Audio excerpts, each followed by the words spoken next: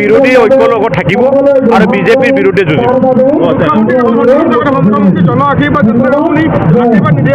নাই, জন আশীৰ্বাদ যাত্ৰা চাওক, তেওঁলোকে পইচা পেলাইছে, তেওঁলোকে প্ৰলোভন দিছে, মানুহক হাজিৰা দিয়া নিচিনাকৈ পইচা দি লৈছে, অৰুণোদয় দিম, লাখপতি বনাম বুলি মানুহক নি আছে। কিন্তু এইটো ৰাইজে বিচাৰিছিল নেকি? এইটো কথা কৈ তেওঁলোকে চৰকাৰত আহিছিল। চৰকাৰত আহিছিল তেওঁলোকে কি কৈছিল যে অসমৰ পৰা বিদেশী তালি টোপোলাই আমি খেদিম। মোদীয়ে কোৱা কথা এইটো কাৰ্যকৰী কৰিছে নেকি? তেওঁলোকে শৰাইঘাটৰ ৰণত জিকাৰ পাছত অসম চুক্তি ৰূপায়ণ কৰিম বুলি কৈছে। 6 নম্বৰ দফা কাৰ্যকৰী কৰি খিলঞ্জীয়া মানুহক ৰক্ষা কৱচ দিম বুলি কৈছে। তেওঁলোকে NRC উন্নীতকৰণ কৰি বিদেশী চিনাক্তকৰণ আৰু বহিষ্কৰণ কৰিম বুলি কৈছিল। মূল্যবৃদ্ধি ৰোধ কৰিম বুলি কৈছে। প্ৰতি বছৰে 2 লাখ নিবনুৱাক সংস্থাপন কৰিম বুলি, চাকৰি দিম বুলি কৈছিল। কৈছিল নাই? 6 জনগোষ্ঠীক জনজাতিকৰণ কৰিম বুলি তেওঁলোকে বিজন ডকুমেণ্টত উল্লেখ কৰিছে। এতিয়া গোটেই সকলো কথা বুমেৰাং। তেতিয়াহ'লে জনসাধাৰণে তেওঁলোকক আশীৰ্বাদ দিবনে অভিশাপ দিব? মোৰ মতে বিজেপিয়ে এটা কাম কৰিব লাগে, হিমন্ত বিশ্ব শৰ্মাই এটা কাম কৰিব লাগে যে 2014 চনৰ পৰা নৰেন্দ্ৰ মোদী, মই, সৰ্বানন্দ সোণোৱাল আমি মিছা কথা কৈ থাকিলোঁ যে আমি 2014 চনৰ পৰা 12 বছৰ মিছা কথা কৈ থাকিলোঁ। 10 বছৰ সৰ্বানন্দ সোণোৱালে 5 বছৰ মিছা কথা কৈ থাকিলে আৰু ময়ো মিছা কথা কৈ সৰ্বানন্দ লেং মাৰি মই মুখ্যমন্ত্ৰী হোৱাৰ পাছত মই 5 বছৰ মই মিছা কথা কৈ থাকিলোঁ, একো কৰিব নোৱাৰিলোঁ, যিটো প্ৰতিশ্ৰুতি কৰিব নোৱাৰিলোঁ। গতিকে ৰাইজ মোক ক্ষমা কৰিব লাগে, বিজেপিক ক্ষমা কৰিব লাগে বুলি ক্ষমা যাত্ৰাহে তেওঁলোকে কৰিব লাগে। গতিকে ৰাইজেতো দেখি আছে নহয়, ৰাইজে তেওঁলোকৰ প্ৰলোভন, তেওঁলোকৰ ভয় ভাবুকিত গৈ আছে।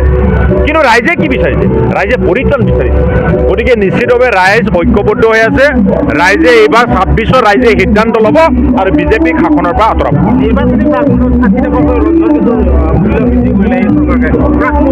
এইখন চৰকাৰ মই কৈছোঁ নহয়, কয় কিবা এটা, কৰে কিবা এটা। মানে অসমৰ মুখ্যমন্ত্ৰী হিমন্ত বিশ্ব শৰ্মাই কয় কিবা এটা, কৰে কিবা এটা। নৰেন্দ্ৰ মোদীয়ে কয় কিবা এটা, কৰে কিবা এটা। হয়নে নহয়?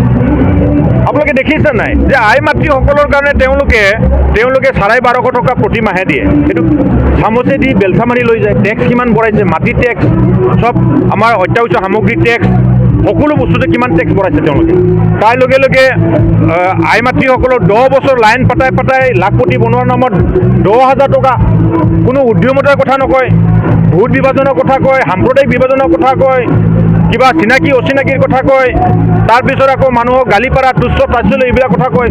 মহিলাসকলক সবলীকৰণ কৰিবৰ কাৰণে কিবা এটা কথা কৈছে নেকি হিমন্ত বিশ্ব শৰ্মাই?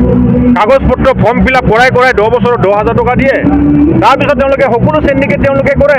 তেওঁলোকৰ পত্নীসকলৰ কাৰণে 100 কোটি টকা অনুদান, 10 কোটি টকা অনুদান, 2 কোটি টকা অনুদান, হাজাৰ বিঘা মাটি, সব চিণ্ডিকেটৰ কেলেংকাৰী, গিৰগাই কেলেংকাৰী এইবিলাক কৰে। গতিকে কোনো কাৰণত তেওঁলোকে জনসাধাৰণৰ প্ৰতি তেওঁলোকৰ কোনো ধৰণৰ প্ৰতিশ্ৰুতি নাই। সেইকাৰণে মই আপোনাক কৈছোঁ যে এই যে মূল্য বৃদ্ধি, যে 60 টকা না কিমান বঢ়ালে, চবতে বঢ়াইছে। মাটিটো কিমান টেক্স বঢ়ালে আপোনালোকে সকলোৱে জানে। মাটি নিজৰ নামত কৰিবলৈ কাৰণে যিটো মানে কি বসুন্ধৰা ফৰ্ম কিমানে কৰিছিলে? বসুন্ধৰা ফৰ্ম কিমান পৰিয়ালে কৰিছিল আপোনালোকে সকলোৱে জানে। দিলে কিমানক? কেৱল 2 লাখ পৰিয়ালক তেওঁলোকে মাটি প্ৰদান কৰিছে বসুন্ধৰাৰ নামত। কিন্তু চিনাক্তকৰণ কিমান হৈছে? ফৰ্ম ফিল আপ কিমান কৰিছিল? 18 লাখত 2 লাখে দিছে। তাৰ ফৰ্ম ফিল আপ কৰাৰ নামত ফৰ্ম ফিল আপ কৰাৰ বসুন্ধৰা ফিল আপ কৰাৰ নামত পইচা ল'লে, টেক্স ল'লে। মাটি টেক্স কিমান বঢ়াই দিলে সকলোৱে জানে। গতিকে এইখন চৰকাৰ চামুচেৰে দিয়ে বেলচা মাৰি লৈ যায়। গতিকে এইবাৰ আপোনালোকে নিশ্চিত থাকক, এইখন চৰকাৰৰ ৰাইজে পৰিত্ৰাণ পাবলৈ বিচাৰিছে।